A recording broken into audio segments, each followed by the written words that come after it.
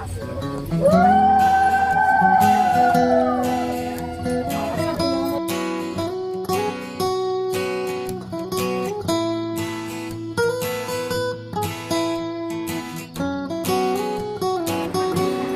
cho kênh Ghiền Mì Gõ để